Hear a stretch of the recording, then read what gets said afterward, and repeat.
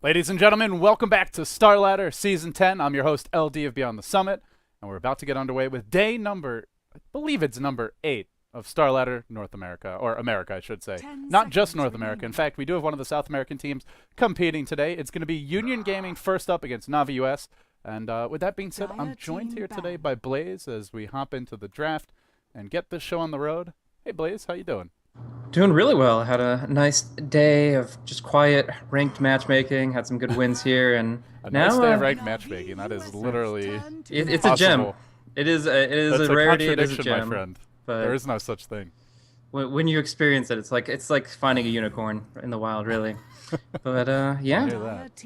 Well, we'll see. Union Gaming, a team that I've been following, at least the members of, for about a year and a half now. They've grown so far and so much in this short span of time. And Navi US, of course, one of the most formidable teams to come out of the North American scene. Originally, the North American Rejects, picked up by Navi US, and obviously even showing their chops in through the TI4 qualifiers. So yeah, we'll see what they bring to the table today, but it isn't going to be for standings. Since this is our last day, looking at the standings, we already have our top four for the best of three double elimination bracket. So essentially, the end result here is going to be which teams are seeded as high as possible to have the best possible matches going into that bracket. For now, the top four are Sneaky Nick's Assassins, Not Today, Navi US, and EG.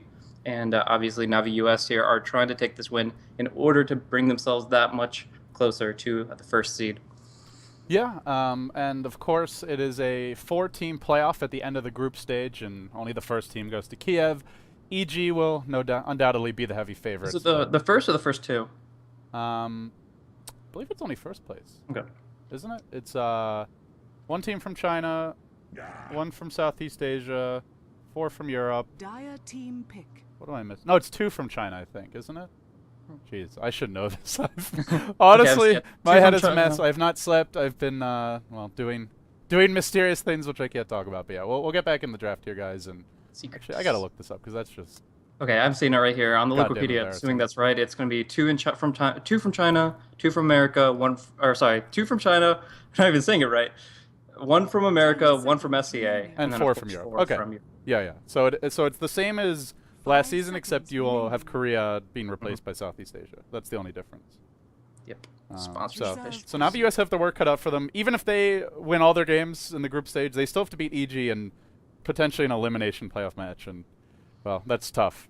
Rumor is that there's some internal issues brewing with Navi US, but my lips are sealed beyond that. So, yeah, look at the draft here. Pretty much the same old faces getting banned out. The one well, not interesting, but slightly less common ban in other regions is just this Tidehunter ban, a hero that has not been very popular in China. The European teams haven't been favoring him too much, at least not the teams I was casting at DreamHack Moscow, the CIS teams. But other than that, everything looking pretty standard. Scarith Mage a little bit less valued, being picked up as the 4th overall pick in the draft. Yet 10 seconds remaining. it's pretty much same old other than that. Do you see a Visage pick? And does Union run this with a Draw Ranger or just standalone Just straight Visage? up. Just kind of a standalone Visage, kind of the way that we used to see Titan or Orange Esports run it very frequently, is just to get huge potential turnaround damage with the excellent skill set. Of course, there is the possibility of the Drow there. It would synergize well with the fact that Razor loves to get that extra right-click damage, and I guess even the Brewmaster Wind Panda would get the benefit, at least when he's in 900 range, but he's got piercing damage anyways, nobody cares about that.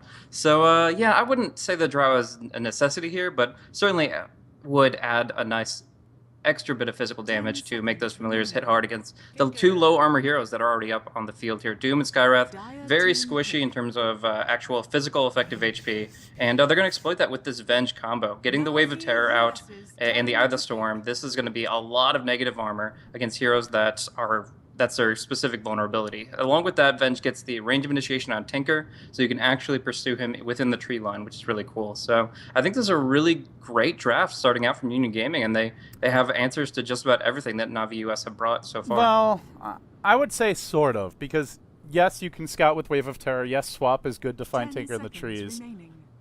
But at the same time, he can still blink out after a swap if he's quick. 5 seconds Venge remaining. can't move around the map the way a Tinker can. Familiars can't move around the map the way a Tinker can. So I feel like it's kind of like a sort of solution. I think 5 really where seconds Union Gaming will be remaining. strong is with their 5-man. Like, getting Yeah. the Familiars up and then pushing with the Venjar, the Razor Mech, the Brew Blink.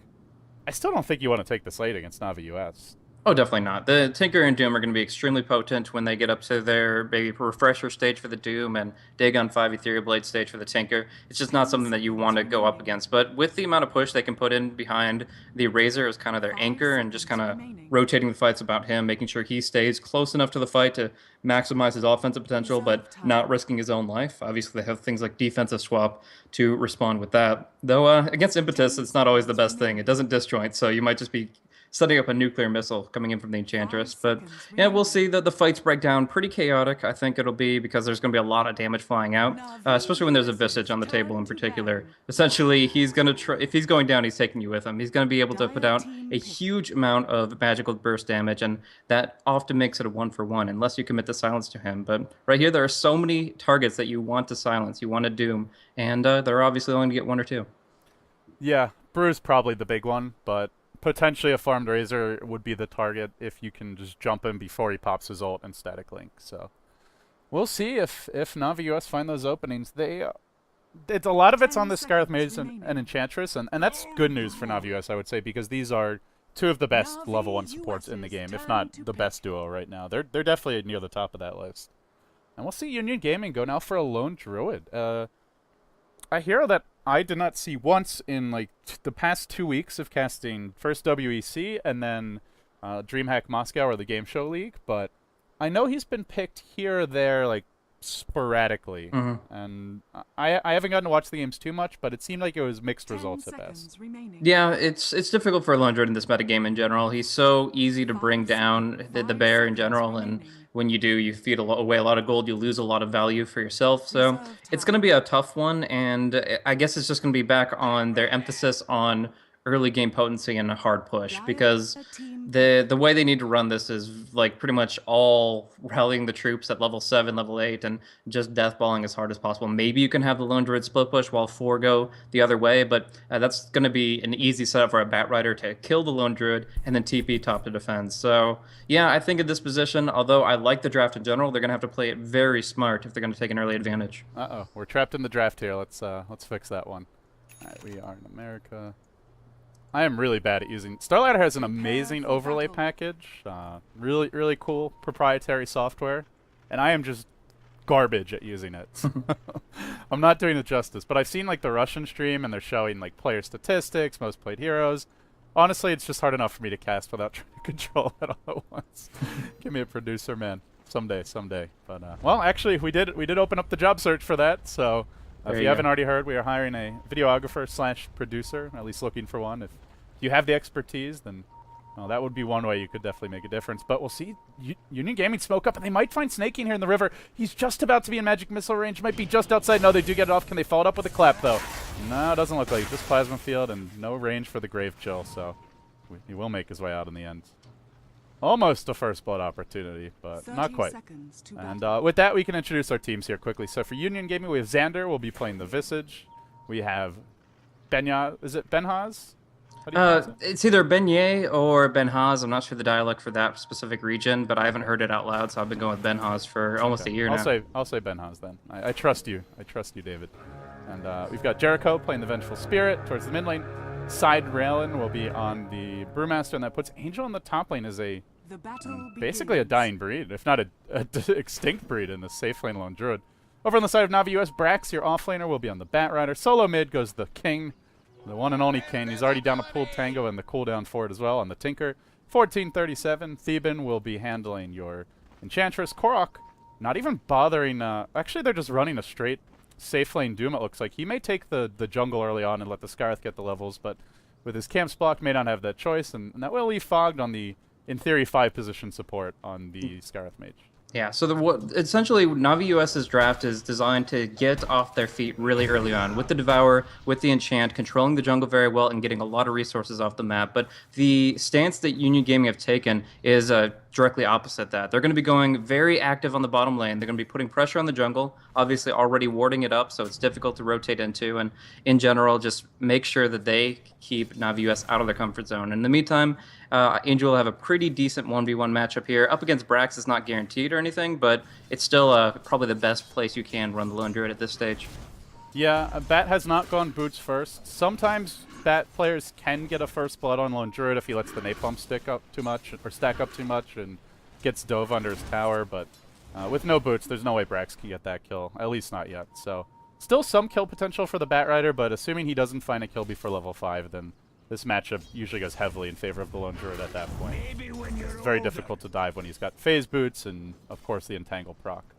As for Union Gaming, they're up against the Wild Wing Ripper. Won't be able to channel a Tornado for too long as Jericho is harassing it back a bit. Already used the cooldown once. 3 camps were blocked. They also dropped a Magic Bush Ward, so they've got a double block on this big camp, ensuring that this greedy Doom that they want to kind of be running as a secondary jungler is forced to sit in the lane. And maybe they go for a dive here. They get a stun off on Fog. This could be our first blood. Xander following this one up. His damage is stolen by Benhaz. Bringing Fog nearly down. He doesn't have a salve, but the turn may come here as Benhaz starts to tank a lot of tower shots. Korok on the chase. He does have Clap, but can he get a range for it? No chance for that. If he could have, might have been a kill, but yeah, in the end, won't find the opening. Yep. As far as just generic CS, we're going to be seeing 9-2 on the Tinker on the mid lane there. So he's doing really well against the Brewmaster. Early on, the laser is going to be a very cost-effective way to guarantee CS, either blinding the Brew or by just obviously hitting on the creep itself. But as it goes along, it's actually not going to be enough for him to really find the timing that he's looking for these BOTs. So maybe they're going to look to stack up the Ancients. I can't imagine they stack up any Radiant jungle camps for him, since 1437 is essentially as desperate as he can be for jungle farm. But we're going to see at least a flank to gank rotation. Probably just going to go for a basic smoke wrap around here. Brew's not the easiest target to bring down, though, so maybe he wants to collaborate with Brax on the top lane. Yeah, and Tinker's already skilled March. That is a very low percentage kill. Even with Rockets, I honestly, I don't think you can get that kill unless he's up. Side rail and gets the clap and the auto crit off and instantly drops Snaking below half. But the blind will save him. Looks like they want to wrap around bottom lane on the side of Union, but 1437, he finds the centaur. This would be the perfect time to go in, but the Dark Troll Warlord's going to despawn, and meanwhile, Snaking gets dove under the tier 1 mid and die solo to a Brew with no boots. Let him get a range for that clap, I guess, and from there it was just auto attacks down.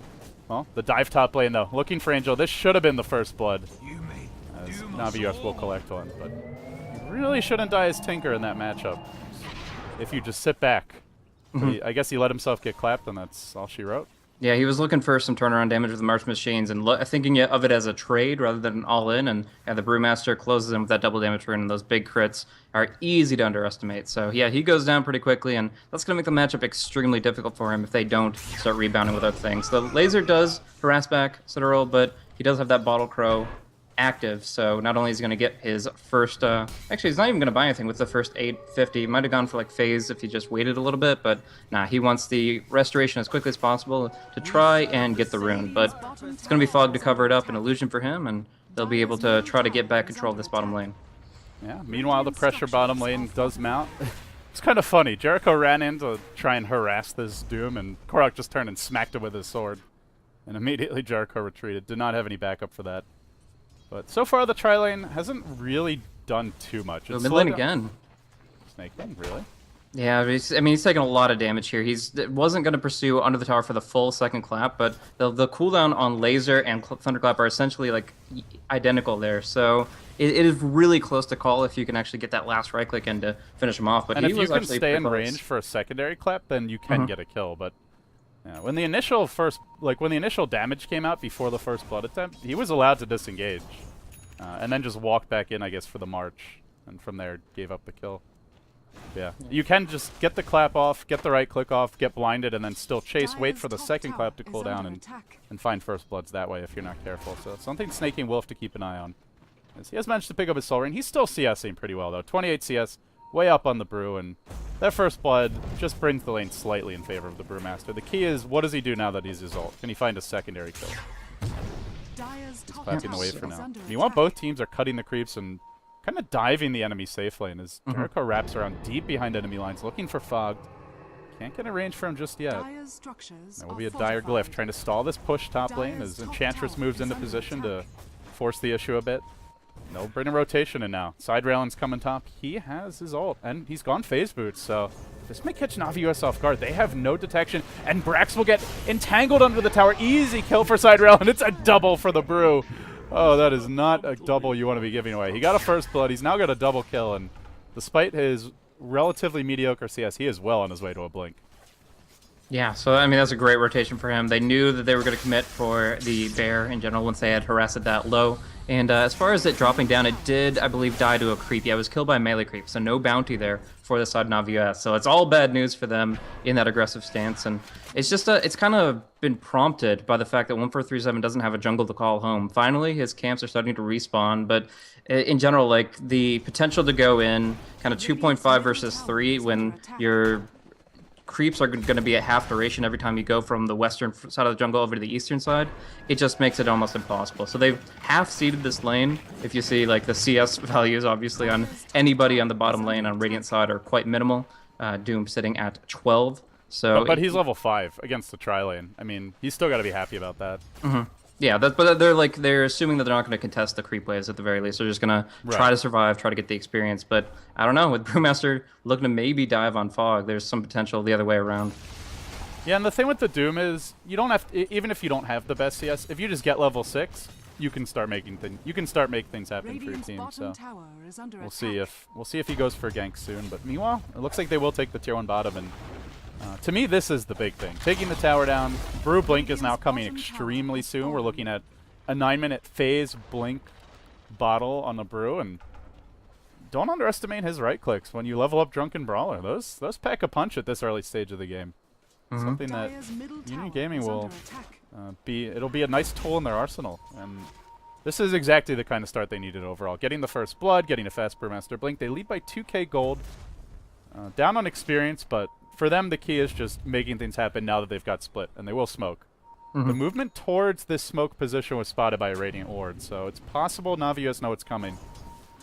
As Korok is hiding in the trees, he doesn't have level 6 yet, but might try to backstab the Lone Druid. Three are going in on top. They're going to stomp Angel up and look for that dive, while simultaneously in the bottom lane, they'll make the move onto Snake King's Tinker, and they lasso up the bear. He looks to be dead. Snake King also going to get caught out. The Tinker will fall. The Lone Druid will as well. So technically 1-for-1. 2 cores going down. I suppose fairly even in that regard, but killing Tinker before BOT is always going to be extra crucial. As Korok diving for a second kill. Doesn't have phase boots, but might just be able to run this Visage down. Has the higher base move speed by 5. 1437 will catch him out, and this should be the death of the Visage. So make it a 2-for-1, favoring Navi US there. Yeah, definitely the body count will favor Navi US, but the lack of potency on the Tinker for the first 15 minutes of the game is going to be extremely regrettable nevertheless. He's actually going to go top lane where they feel like they have the most control over the enemy territory, and he's maybe going to be farming up a couple of camps there or actually using the march to push things in. So Korok and Snake King both trying to find gold across the map, and they're kind of stealing it from one another. Doom does have Devour, but yeah, this is not ideal to see your Tinker and Doom both farming the same lane before Tinker even has BOTs. Big for Navi US just looking to take a tower and wanting to kind of draw this Brew into to play to their tune rather than be able to control the tempo and put aggression out on the map. As he will try to push him mid. He's actually spotted out Fogged here with the phase boots. He's going to be able to run this guy with mage down, but there is the sound story about, while meanwhile top lane, the bear is in pursuit looking for an entangle and Tinker, concussive shot to slow down the chase, and the sandwich is going to happen. It's Snake King going down first to the bear. Meanwhile, the dive goes in behind the enemy tier 1 tower. 2 separate engagements. Side railing still has a split. He's probably going to use that. Angel will fall. He was doomed for this. And now back to the other engagement where the split comes out, but it's not going to be used to chase the bat right. It'll be used to chase the other backline heroes. Looking to TP out. Korok, nope, actually doesn't have mana for the TP scroll. Cyclone up in the air. Now he's got the magic stick charges. Won't get to use them. It's 3 down for Navi US. Again, the Tinker dying. This time also the Doom. Perfect execution from Union. Now the question is, can they take a tower on the back of this? They have their mech, but no mana to use it right now. Yeah, so they're just going to be able to pretty much wherever Panda goes, take a fight. The double damage room was pretty huge for Vegas, so that even with or without silence, he was able to bring down the Skywrath really easily. But yeah, he's just got great rune control in general. Tinker's not a hero that just wanders happenstance into the river. He needs support to help him out with that. As you say that, he gets an invis. Yeah, it's just huge. And they actually, I think they already dewarded this. Visage took out that Radiant Ward on the bottom rune, so this is that's a solo pretty clean kill. Tinker has no TP. Snake King's dead. The laser will help, but I think he'll still be able to pursue it. He wants help a little bit sooner, and he knows that Snake King's not going anywhere without a TP, so he can wait it out a little coming. bit. The Visage is on the way. This is the death of Snake King. Almost certainly, yeah. There's your clap. The auto attack brings him down basically to nothing. He'll turn for a laser, but Soul Assumption will end the King. And he's fallen quite a bit this game, man. That is death number 4 for Snake King. It began with a first blood given up to a bootsless Brewmaster. with no haste or invis rune, just walked up and clapped him and right-clicked him down while Laser was on cooldown, and it continues now. That's obviously a much more difficult kill to avoid, given that in Snakehane's defense, his tier 1's down bottom, they have no ward vision in their jungle, and Brewmaster, and no ward vision of the rune, and Brewmaster got an invis. That being said, it's got to stop, because if he keeps on dying, the death ball from Union Gaming won't be denied. Oh, Fog just walks right up to him. He's actually going to blink out defensively. Doesn't know what's around the bend and just reacts in a defensive posture outright. But, man, that is just like they're really making this Tinker's life a living hell. I mean, you look at actually the Ancients. 1437 was trying to micro an enchanted Hellbear to actually stack those up, but they got the Observer Ward in place a couple minutes back, and that's going to be there for 5 more minutes if they don't actually commit a Sentry Ward. So not only are they taking towers, they're taking control of the map, but they're giving Snaking absolutely nothing to try to rebound with. And they're getting the right items to just push their advantage right now. Medallion picked up on the Visage. He's got his ultimate, point boost on Brew, the mech we already mentioned. The death ball only gets stronger from here, and with an Aegis to complement it, something Navi US are going to have difficulty contesting. They are about to get a blink on Brax. That will help them. And Korok has Doom, but, I mean, can you really walk into the pit against familiars, the mech on the Razor, without that much burst damage? I'm not seeing it. Not to mention your Tinker has no BOT, so he's just walking in. It's a pedestrian Tinker in a game where he needs a big ride to get moving towards objectives. I'm very worried for Navi US at this point. Yeah, he's actually going to use the Regen Rune to farm, so yeah, there's no way that he's going to be able to commit like a full couple of mana bars to a team fight as it is. But yeah, Brax at least has the Blink Dagger here, so they have some opportunity to pick somebody off, or if there was a clash in the pit, which actually the Bear's making its way there. The yeah, question, they're going to look to 3-man the question this. is, who do you lasso, right? Because if you don't lasso Ven, she can probably swap out. There's no Force Staff yet on that, and if you go on the Brew or the Razor anyway, can they actually burst these heroes down? Maybe with Doom and Lasso and everyone nuking them, but that's going to be tough. Yeah, and I love this play from Union Gaming, the fact that they can go for a 3-man movement in the pit because they have Medallion and Wave of Terror. This roast drops extremely quickly, and there's no full understanding of it. Even if they had wards up, they wouldn't 100% know, because the fact that there are 2 sitting in mid just kind of minding their own business. It's implied, and like you said, it's difficult to contest in either case, but they do it subtly to the point that they can just kind of go about their business with the Aegis on the Bear, and one of the better Aegis carriers in the game, actually. Yeah, unlike a lot of those other transformation heroes, like, you know, say Dragonite or something, important thing is his Spirit Bear stays alive, so a great hero to be carrying the Aegis, especially if he goes for something like a Radiance. Well, we'll see what he wants to do. Maybe just an early Assault Cross. He's actually picked up a Maelstrom recipe, so definitely focus more on this early to mid-game aggression, as the Snake King once again just drops mid. They made their way through the trees, dropped an Observer Ward, blink clap, and say goodbye to the King. Still no BOTs. We're now 14 minutes in, and this is getting to the point of no coming back. I mean, it's a Tinker Doom. In theory, they can always come back, but if you get your Boots of Travel this late, like, you can't really split push, because you don't have that mobility to dodge ganks, and if you're defending, very easy for them to jump you and kill you without a Blink Dagger of your own. And another invis. Speaking of, this is going to be another kill for side rail, and he will pop his ult. Fog tries to retreat with a concussive shot. Not going to happen as the Boulder Toss comes through, and the Fire Panda will end his life. While meanwhile, the Enchantress cycloned up during this time. They may go for a secondary kill here. 1437 does have his heal available. He'll need to pop it now, and well, this is just going to keep him off the fight mid, where it's just Brax and Snake King trying to defend. With no BOTs on Tinker, he's got to be careful about how far forward he walks. He does know Brew's not there. And still the chase top lane. Phase Boots, right-click and clap, maybe enough. No mana for that clap. I think one more clap it would be... He's running down the river. He's not running towards his teammate. This could be trouble for 1437. Now he's going to turn, runs back the other direction, but he runs back down into the river again. He's running farther away from the reinforcing Scarlet Mage, directly into Avenge Stun. Maybe he thought there was a backstab coming from the mid-heroes, but there was not. He could have just ran down the top lane, and I'm pretty sure would have lived.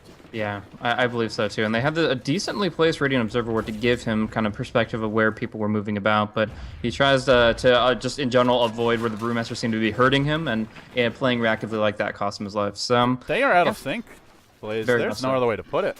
Navi US, look, they're a mess right now.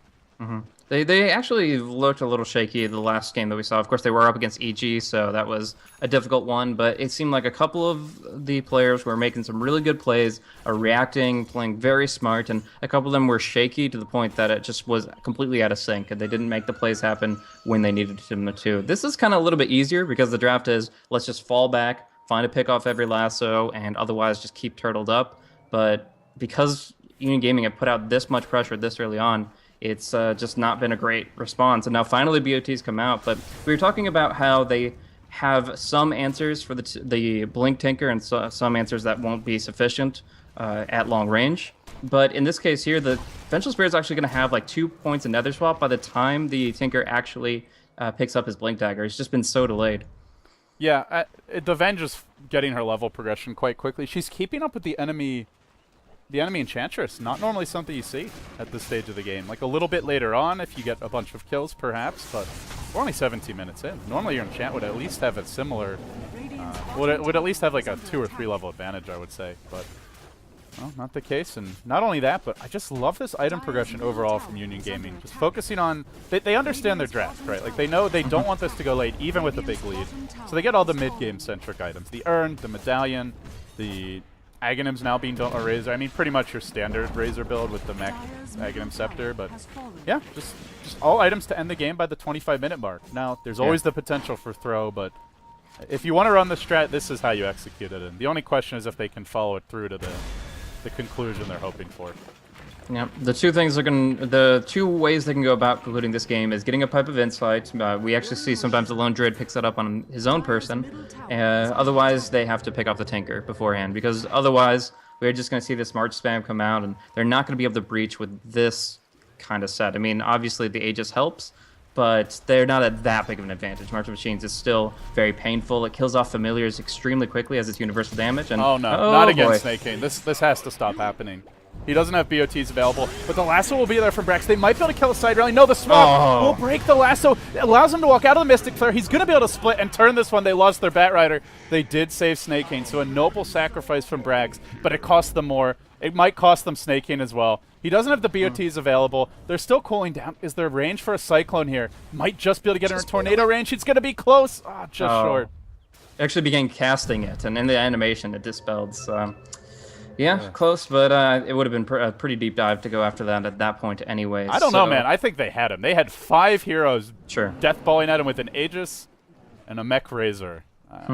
He would have. I'm pretty sure he would have been dead. Yeah, I mean, yeah. I guess I'm kind of thinking of Tinkers at 18 minutes that aren't in the situation Snake King's in. I usually that think, aren't running for their life. Yeah, I'm thinking like Blink Daggers and Dagons and actual items. But right now the GPM of Snake King is 340. Like, that is down in the dumps. The Bat Rider hasn't been able to get much either because Tinker's been monopolizing the jungle, trying to just get back to where he needs to be, and it sets the entire team back to the point that with the next Aegis in maybe 4 minutes' time, they're going to have these multiple Aghanim Scepters, and they're going to be able to push the high ground with Pipe or without. To be fair, although Snake King definitely misplayed giving up First Blood, like, that just shouldn't happen, at the same time, the rest of their lanes weren't really well equipped to bounce back from that. You are running a strong roaming duo in Enchantress and Skywrath, but you're also running a safe laner that's very weak in the Doom, as Jericho gets caught out and doomed by Korok, but Side Railing will keep him alive. Forces that Doom off, might have to deny him. It's going to be real close. I think he just lives here. Yeah, just lives. Jeez, that value, Magic Wand and Urn of Shadows, as well as level 9. Every bit of HP required to keep him alive. But yeah, I mean, it's not like they didn't have a great plan B if the Tinker had a rough start. That's the main issue. Lasso will find the Visage, though, and this is how Navi US can look to mount the comeback. Although, an Entangle would not help, and Brax will get caught by 1. Double Familiar Stun will end up going down. It's a bad for a Visage. Generally, I'd say that's a bad trade, but I almost feel like any trades are good for Navi US. Yeah, they need to get kills on the board. They need to stifle the momentum of Union Gaming. And if it was at a time where Roche was close to respawning, I think it would be even a bigger kill on the Visage. But as it stands, it's just at least getting something and moving some gold into the reliable wallet instead. But yeah, we'll see. The Force Staff still come out in an okay time here, about 22 minutes in. And that's probably their best bet for getting themselves back into it. Because Avenge, as much as we were talking about him getting a lot of experience, he is currently still level 9. And as such, the swap is occasionally a great tool to break out the Tinker or to break the lasso, but there is a possibility that he'll be caught out of position and won't be able to respond in time. That's true. Ultimately, if you're Union Gaming, you're not looking to win this game by ganking Tinker. If you wanted to do that, you should have drafted Bat Rider, Clockwork, Storm, heroes like that. Maybe a Nature's Prophet if you have a really powerful starter, or Wisp potentially, but I'd say those first three are the main ones. And you know what to make a move here in side round top lane. If he senses something's up, he'll blink away just in the nick of time. Actually was playing in the dark, but I guess looked at the other lanes and just saw mid's pushed in, no one's defending it, and we're free farming their jungle and bottom lane, and so he'll play it safe and back off. But yeah, I'm not seeing a great lineup to gank a Tinker, even with the slow start for him. And Angel will get pulled in. The Aegis has expired, and he's going to end up going down. Brew looks to turn this, though. But Boulder Toss Fall killing him off now, hunting for Brax in the trees for him. No, going for Korok instead. And he'll pursue him through the trees. Has the TP available. Good luck getting out of this one, though, with a Boulder Toss to follow you. The Fire Panda clapping and right-clicking was the Earth Panda in that exchange as well. We'll get the kill. And Brax is, I think, looking to cut this creep wave top at this point. Yeah, that's actually a really good way to halt any momentum up on the top lane, but probably down mid is where they would be looking naturally. But they're already up here, so maybe they will try to... Like, trading's fine, but the whole strategy, it just falls apart if it's the Tinker dying. Like, the other heroes can make noble sacrifices. Tinker has to live. That's the only way this works. There's two interesting pickups coming out from both sides in the supportive realm. The number 4 position, Enchantress and Visage, are both rapidly approaching Aghanim Scepters. 14307 just picked his up, and of course the Visage will be having one in about 500, 600 gold. So right around the time that he gets the second point in his familiars, he will be able to get the third familiar up from that. And of course the Enchantress right now, she can benefit a decent bit from the Aghanims, but it's really during daytime that she's going to get the most value out of it, when she actually can see long range, get more impetus strikes out at an extremely long range, and that's going to be pretty huge, especially against the Bear. The Bear is pretty tanky now, just 6 armor, but has magic resistance of 33%. So if you need some pure damage on that thing, it'll drop pretty quick. Yeah, and look at the Bear Assault Caress now on the way for Angel, so the big question is who's building the pipe? Because I am with you, Blaze. If as good of a lead as it is for Union Gaming, they shouldn't be looking to push this more than like 10-15 minutes from now, and I would say ideally you want to be going for your first lane of racks with the next Aegis, and pipe is crucial for that. They are building fairly tanky, multiple Aghanim Scepters inbound, one already up on the Razor and the Brew, and one coming on the Visage, but March is still going to kill your creep wave. Even through a mech it will, and then what do you do? Hold that thought as they jump in bottom lane of 1437. No TP scroll. No TP scroll at all. He's just going down here. Don't really see much alternative. This will force out a Primal Split. They'll be force-staffed away by Brax. Boulder Toss was there, going back for snaking. Then the Tinker, he's gotten caught out in the trees snaking. Not again. Your team's supposed to be creating space, not you. Wow, that is... I mean, like, he was home free with the Batrider Force Staff, but... they're crumbling right now. They're trying to find answers, they're trying to find responses, and they're committing resources they don't have. So, barring they're committing the wrong resources. Exactly. Yeah, that too. Geez, what a mess. I mean, right now the pandas just won't die. You can try to bail somebody out with something like a Force Staff. That's great, but you're not going to prevent, once the split comes out, the pandas from doing their thing. Just run when you see the split. Exactly. They don't maybe have in 10 any minutes tools you to can cage the find beasts. Yeah, they don't have easy ways to respond to those units, so it is really just a turtle up, avoid that full confrontation at all costs, and try to pull back long term. Fogged will make a play for his team, though. Slows down and silences the Venge, and then follows it up with the ultimate. So Mystic Flare securing a desperately needed clean kill as they look to jump in mid lane. Brax getting rooted up almost instantly when he lassos Angel. They will still get the kill, though, with the support of Korok, and in the end, the lone Druid just off on an island. Didn't have the support. The Brew split on cooldown. He was pushing bottom lane. 2 heroes were pushing in the top. Xander and Benhaz combined to try to siege this tower out, but didn't actually get too much damage on it. So a much needed swing in momentum, even if it's a slight swing. It's Union Gaming having heroes dead, which means they are not 5-manning right now, and that's the biggest thing Navi US need to be avoiding. But check out the warding situation. Right now, Union Gaming have 3 really intense wards coming out. One is going to predict any approaches towards Roshan. It's going to dispel in just a minute, though, so they might need to act on that pretty soon. Another is actually a Magic Bush ward, so it's blocking off camp respawns, as well as giving them some good jungle vision. And then this one that I think a lot of support players are starting to place extremely frequently is just a good Western Radiant jungle oppression type ward. So they're getting offensive, they're getting active. This ward is super legit. Yeah, they're going to take a lot of control if they keep that mentality up. For now, it's going to be Roche, and the wards will last just long enough to make them comfortable taking this down. As bad as this is, I still feel this is the key Aegis for Union Gaming.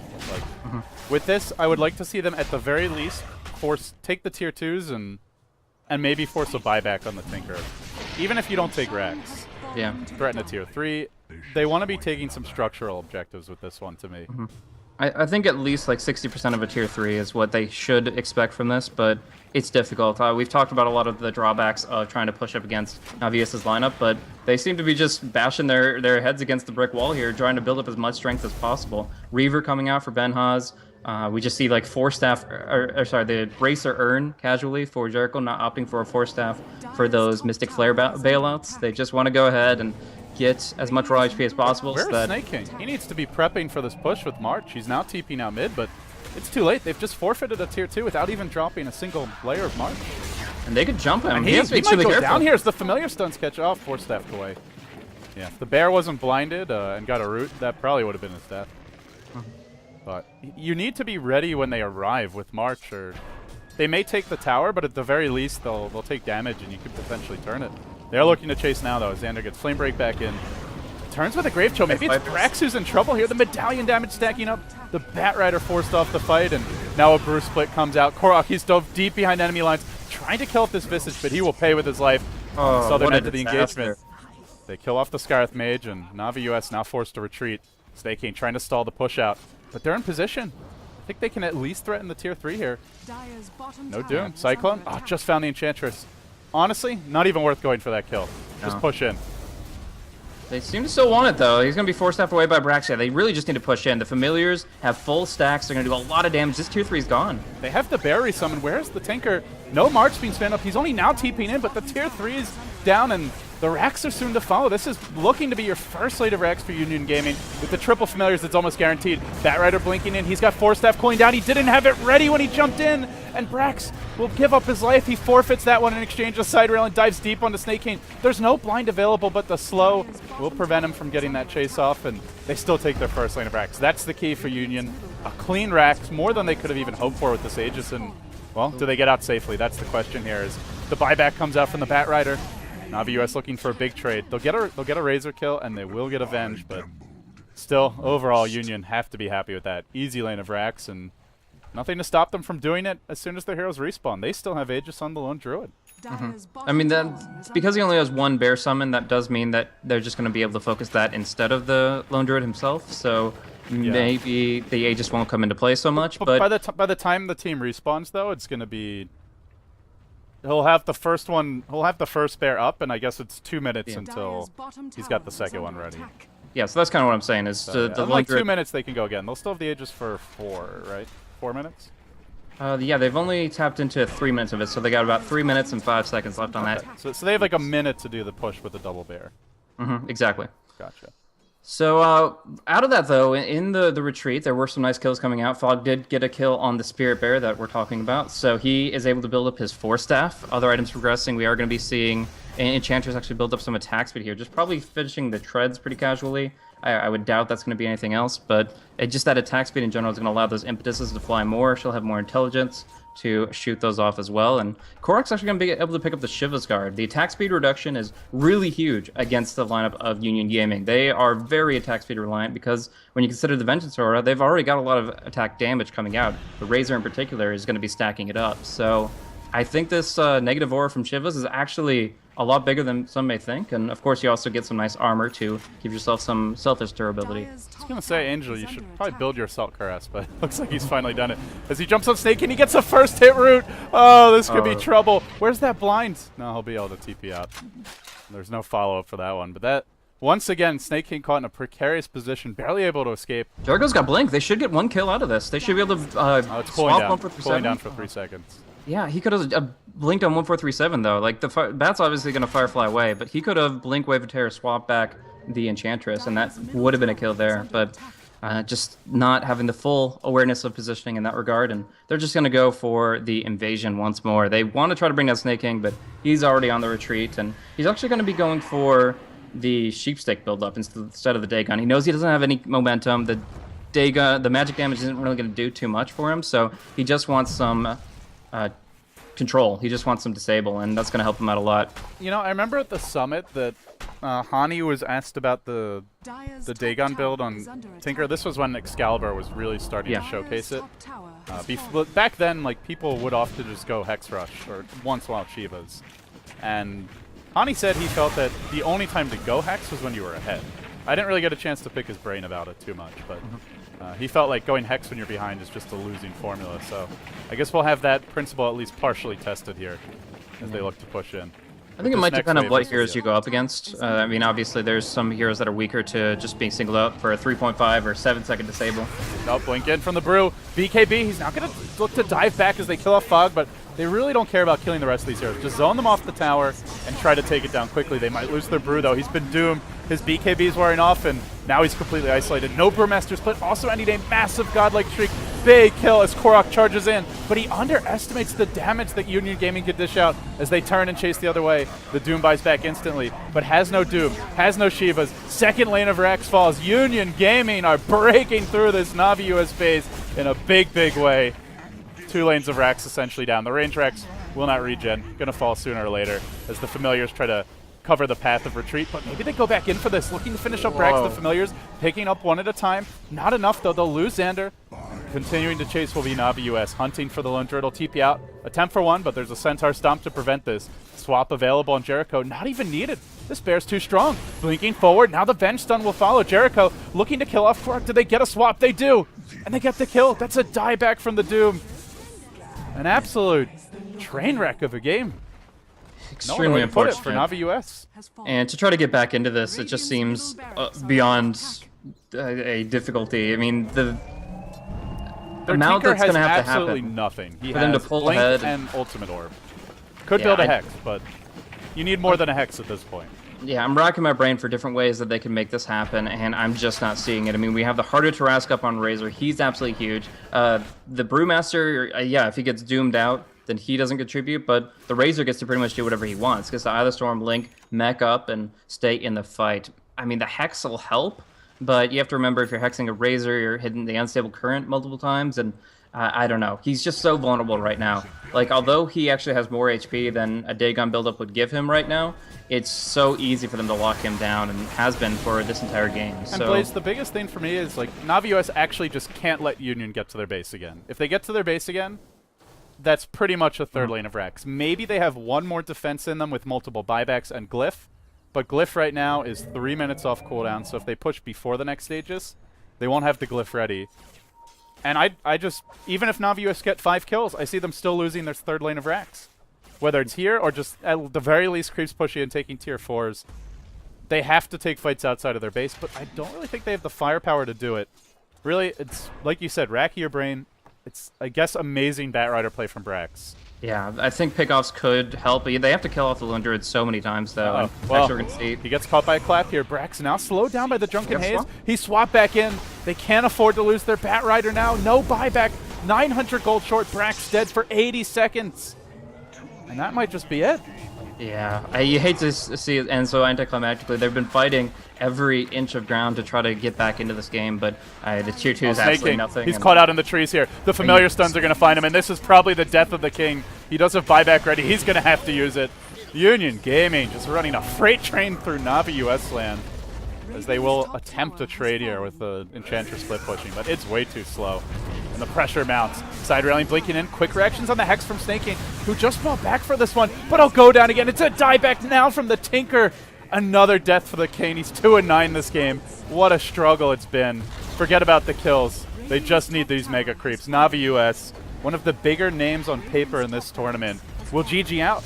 Defeated by Union Gaming in convincing and one-sided fashion. Yeah, extremely. Like, this was very one-sided. They didn't have an edge in this game at almost any single point. They lost control of their jungle early. They drafted with the assumption that they would have that in their arsenal, and that 1v1 matchup just seemed so skewed. You wouldn't look at it just hero to hero, but looking at what happened in the lane, what Citadel could do against Snake King was just absolutely appalling, and it really just broke them down. They couldn't rebound from that. They relied way too much on the Tinker to make things happen, and in the end, just nothing came of it. So yeah, their good whole game. laning setup was kind of built around, okay, it's Tinker versus Brew. Tinker really shouldn't die here. It shouldn't happen unless supports rotate. And we're keeping Enchantress in the jungle, as well as Skywrath kind of poking around so that we'll know if your supports make a move mid. Union Gaming never smoke gank mid. Snake King just got crushed by a Brewmaster 1v1 and let Brew get into range for that first clap with no haste, no invisor. And The saddest part of it for me is that if I'm putting myself in the shoes of 2 or 3 members of Navi US, there's nothing you could do differently in that game. Like, you won't want to look at game after the draft, yeah. Oh there's yeah, of nothing you course. could do. But I'm saying once you're in that game and you have those heroes in those lanes, and it's just you look at, okay, if I can get this smoke gank off and do this and this, but they didn't have any offensive gank potential against the Brewmaster, just the Enchantress roaming solo. And yeah, it's just they got some pressure on the Lone Druid for a couple of rounds, but in total he dies 5 times, and yeah, most of that in the latter stages. It's just they didn't have a handle on this, and I didn't really see many opportunities for them to change that up. A little too greedy in the draft, but when it came down to the game itself, their hands were kind of tied. And guys, with that, we have 3 more matches coming up for you today in Starladder America. The next match will be Dream Destroyers versus Evil Geniuses, as we bring up the full schedule. Union Gaming taking one off of Navi US here, improving their position in the standings and giving the South American squad a hope of maybe moving on to the playoffs. Still some games to go here in the group stages of Starladder America, but yeah, Dream Destroyers versus EG, then CNB. I believe they're now called Pain Gaming, but Starladder still needs to update their database. We'll be playing not today, of course, Smash Sama's team, and then we round out the day with Navi US searching for redemption against a stiff opponent in Sna. Sna, they took down EG earlier in an absolute nail-biter that you had the pleasure of casting. Was it yesterday? I think it was yesterday, right? Oh yeah, yeah. And it feels like it was like ages ago. It was such an epic match. With that being said, guys, you're watching Starladder America, brought to you by Beyond the Summit. I'm LD. He's Blaze. You can, of course, follow him on Twitter at BlazeCasting. Myself at LD Dota. We will take a quick break. When we return, Dream Destroyers versus Evil Geniuses. Stay tuned.